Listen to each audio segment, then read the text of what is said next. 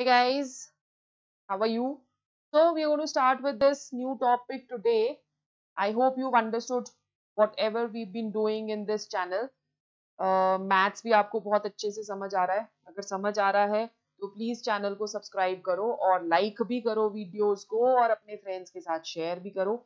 उसी तरह से केमिस्ट्री की 9th की वीडियोस अभी चली हुई हैं, थोड़ा स्लो पेस पे चल रहे हैं. We will gear up in a little while. ठीक है, तो ये जो हमारे पास केमिस्ट्री का हम चैप्टर कर रहे हैं, that is matter in our surroundings. That is our chapter which we are doing, and we are going to do our next process today, condensation and sublimation. बहुत सारी चीजें हम ऑलरेडी कर चुके हैं. अब तक हमें पता है मैटर क्या होता है, हमें पता है सॉलिड क्या है, लिक्विड क्या है, गैस क्या है, कैसे हम inter conversion of states of matter करते हैं, सॉलिड से किस तरह से वो लिक्विड में कन्वर्ट होता है, लिक्विड से किस तरह से वो गैसियस स्टेट में कन्वर्ट होता है, और कूल करने पे वो गैस से लिक्विड और लिक्विड से सॉलिड कन्वर्ट होता है. कैसे होता है और क्यों होता है, ये दोनों चीजें हमारी हो चुकी हैं. जिन्होंने ये वीडियोस नहीं देखी, प्लीज इस चैप्टर को आप शुरू से देख सकते. और इसमें हम कर रहे क्या है, इस वाले एडू स्टेप चैनल में हम लोग आपको फाउंडेशन दे रहे हैं for all those who want to take sciences as a career in the senior classes. 11th और 12th के लिए अगर आप इन चैप्टर्स को बहुत अच्छे से कर लोगे तो डेफिनेटली आपका 11th और 12th काफी इजी हो जाएगा. Okay, so that is the reason I am going slow.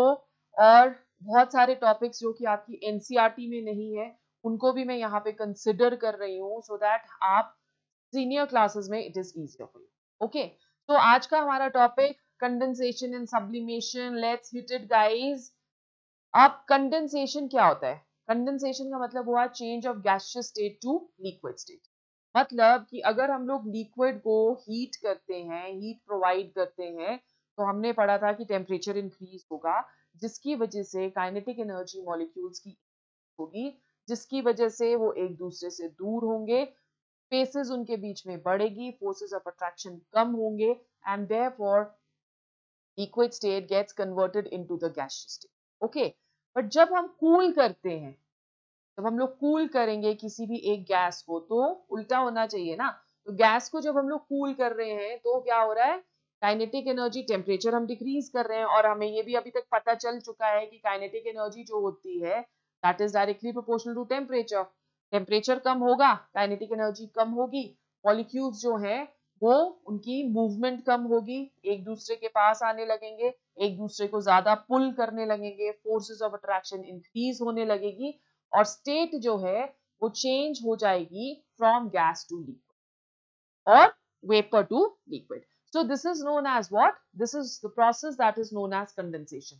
The process of changing a gas to a liquid, that is known as condensation. Okay, so it means condensation kya hai? Condensation that is going to be reverse of boiling.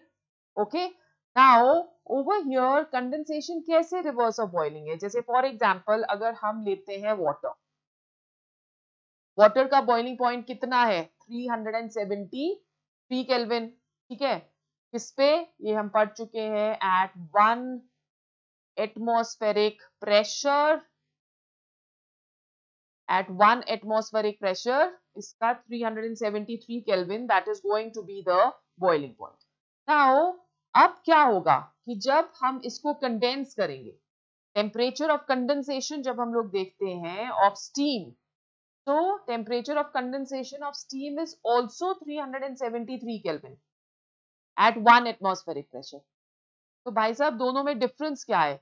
The difference in this is that in this case latent heat of vaporization is going to be absorbed, okay, and in the other case latent heat of vaporization that is going to be released. मतलब कि अगर water gas में convert हो रहा है तो वो absorb करता है latent heat which is equal to 22.59 into 10 raised to power 5 joules per Kelvin. इतनी हीट वो एब्जॉर्ब करेगा. और जब रिवर्स प्रोसेस हो रहा है कि वो गैसेस से लिक्विड स्टेट में चेंज हो रहा है, तो ये क्या कर रहा है, इसको ये कर रहा है एब्जॉर्ब.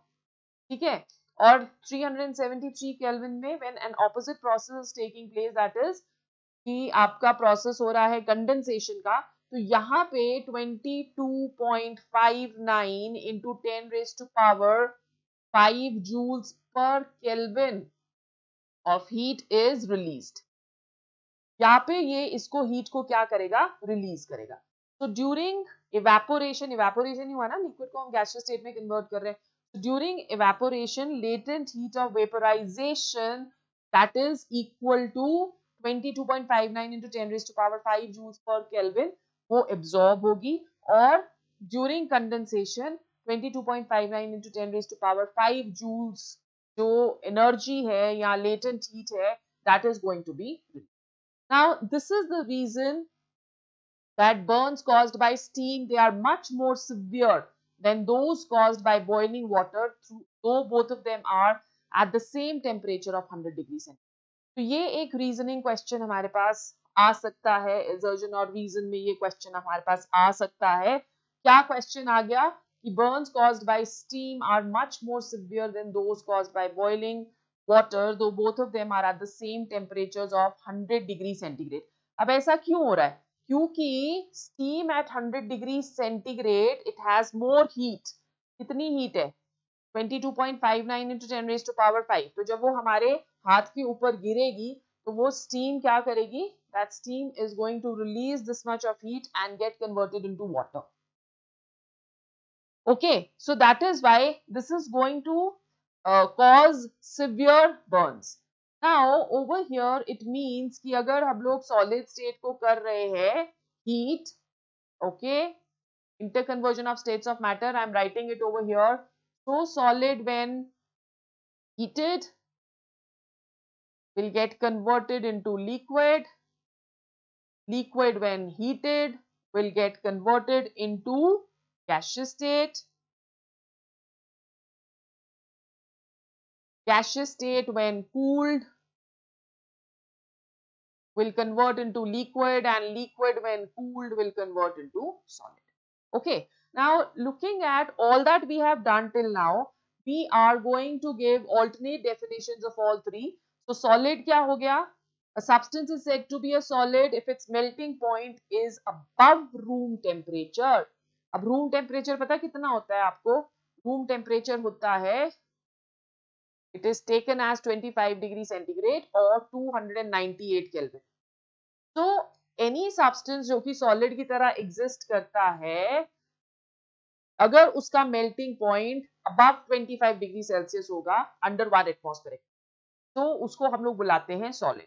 और liquid क्या हो गया? A substance is said to be a liquid if its melting point is below room temperature under 1 atmospheric pressure. तो melting point होना चाहिए liquid का below room temperature. ठीक है, जैसे फॉर एग्जाम्पल जब आप वाटर ले रहे हो तो उसका melting point in terms of ice is 0 degree Celsius which is below 25 degree Celsius. तो लिक्विड की तरह एग्जिस्ट करता है ना, तो वाटर को हम लोग क्या लेते हैं? Water is taken as a liquid at room temperature. Then a gas is a substance if its boiling point is below room temperature under 1 atmospheric pressure.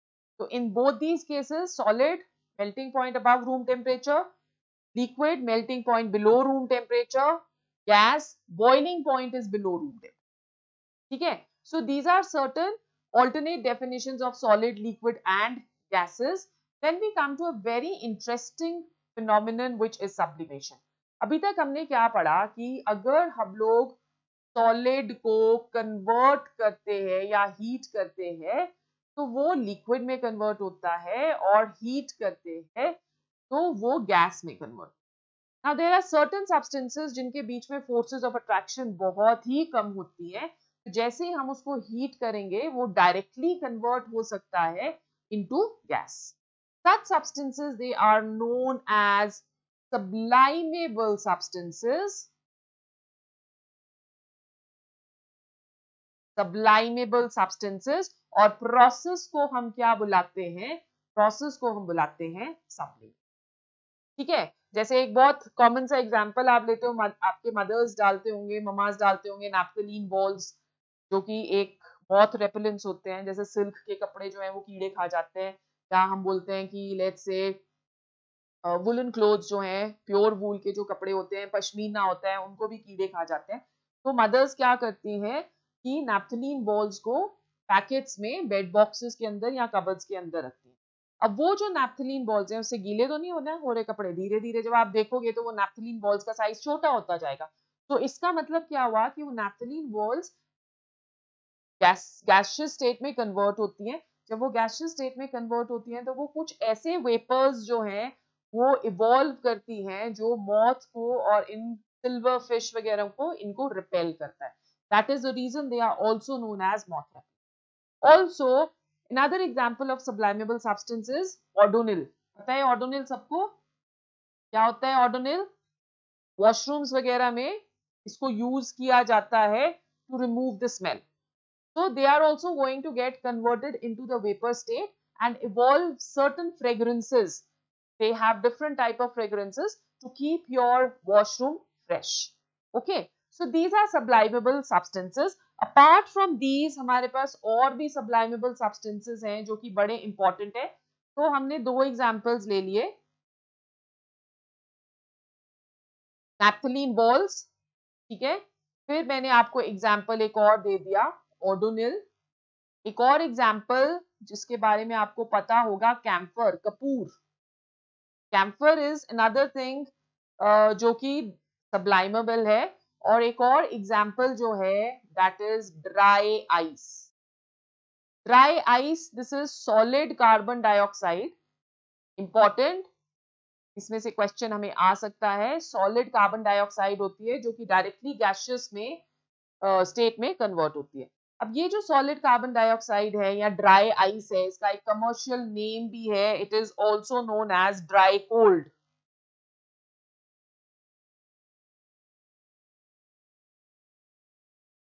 इसको यूज किया जाता है for storing of vegetables and fruits in the, जो आपके ice houses वगैरह बनाए जाते हैं, खूब बड़े बड़े स्टोरेजेस बनाए जाते हैं, तो वहां पे जो सीजनल फ्रूट्स होते हैं उनको स्टोर कर लिया जाता है, ऑफ सीजन में फिर उनको निकाल के सेल किया, ठीक है। सो that is dry ice, solid carbon dioxide. Also अगर हमें कुछ पेरिशेबल मटेरियल्स जैसे फिश हो गया, फ्रोजन फिश हो जाती है या फ्रोजन मीट हो जाता है, उसको अगर ट्रांसफर करना है from one part of the country to the other तो खराब हो जाएगा, तो उन्हें भी इसमें स्टोर किया जाता है ड्राई कोल्ड में। they give us a very low temperature of approximately -78 degree Celsius. तो -78 डिग्री सेल्सियस पे ये सबलाइम होता है, ठीक है। नहीं दिख रहा, सॉरी। तो सॉरी, मैं गिरने ही वाली थी। -78 डिग्री पे this is going to sublime. तो ये टेम्परेचर्स को बहुत बहुत बहुत लो रखता है, as a result of which जितना भी पेरिशेबल मटेरियल है उसको हम इजिली स्टोर कर सकते हैं। Okay, so this is what sublimation is. Okay, let's read through जो यहाँ पे भी इन्होंने लिखा है। Sublimation involves direct conversion of a solid into gaseous state on heating and vice versa on cooling नहीं है, ये cooling है, with no temperature change without passing through the intervening state.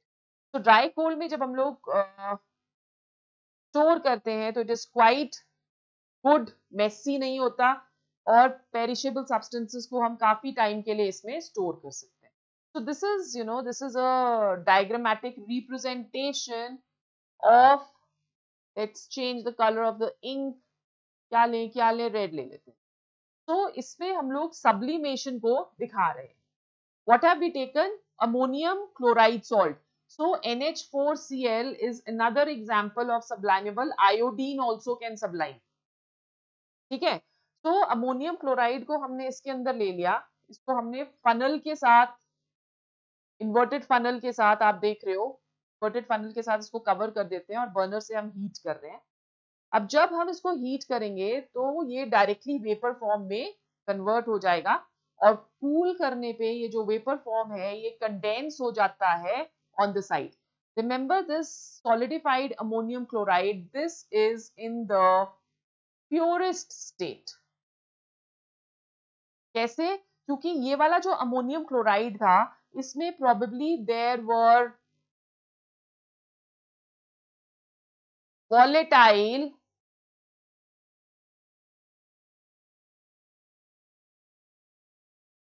impurities which were present. Okay, वो जो volatile impurities हैं वो सारी की सारी evaporate हो गई, और जो अमोनियम क्लोराइड है, प्योर अमोनियम क्लोराइड है, वो फिर से सॉलिडिफाई हो गया. So this is the purest state of ammonium chloride. ठीक है, इसको हम लोग स्क्रैप कर सकते हैं with a knife and then we can use it. So this is what sublimation is. Application देखो, in purification of such solids with sublime on heating, तो ये मैंने ऑलरेडी आपको बता दिया कि कुछ सॉलिड्स ऐसे होते हैं जिसमें वॉलेटाइल, ओ क्या स्पेलिंग लिख दिए, कलर भी चेंज करें.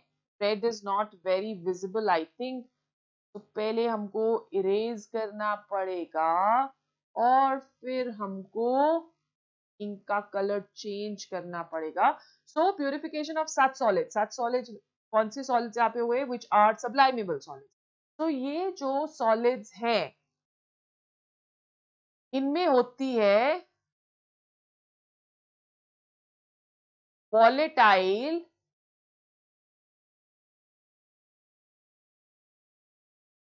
इम्प्योरिटीज. तो ये जो वॉलेटाइल इम्प्योरिटीज है ना बच्चे, ये सारी रिमूव हो जाएंगी और जो हमारे पास बचेगा that is going to be absolutely pure solid. और वेरी कोल्ड प्लेसेस स्नो है, ये स्लो नहीं है, snow does not melt but sublime directly. Now you know what happens is कि जैसे फॉर एग्जांपल अगर आप कश्मीर के बहुत रिमोट एरियाज में या हिमाचल प्रदेश के बहुत रिमोट एरियाज में जाते हो, काजा, लाहौल स्पीति, लेह लद्दाख, आपने सुने होंगे ये सारे नाम. तो यहाँ पे स्नो जब पड़ती है तो वो वाटर, हम लोग बोलते हैं यहाँ पे, जैसे शिमला में भी काफी बर्फ पड़ती है, तो हम लोग यहाँ पे बोलते हैं कि the snow is dry, right. अगर दिसंबर जनवरी में पड़ती है, because the temperatures are very low, तो we say that the snow is dry because that will not make the outer area very messy. पानी में वो नहीं कन्वर्ट होती, वो सीधा गैसियस स्टेट में कन्वर्ट हो जाती, right, because the temperatures they are very very low.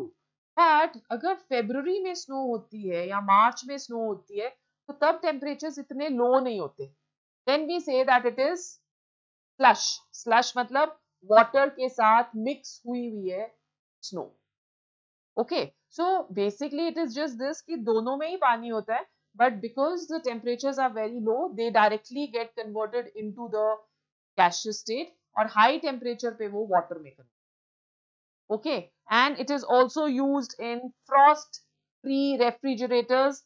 Ice जो वॉल्स, आपने देखा है कभी फ्रॉस्ट फ्री रेफ्रिजरेटर्स में आइस तो नहीं जमती ना, तो जो आइस जमती है कहाँ पे, फ्रीजर की वॉल्स पे, वो सब्लाइम हो जाती है when warm air that is circulated through the compartment of the refrigerator. So this is another good example of sublimation. और frozen dry fruits जितने भी हैं, या freeze dry fruits prepared by sublimation can be stored for a long time.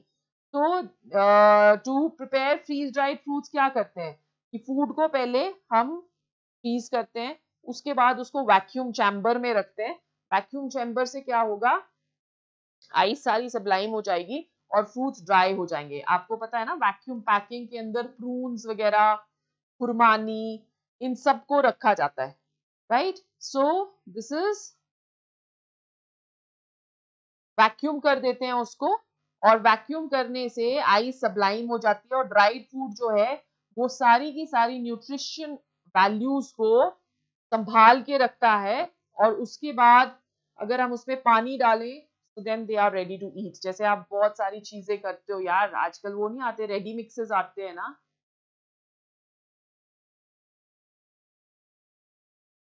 जिसको आप heat करते हो micro के अंदर और खा लेते हो सीधा ही.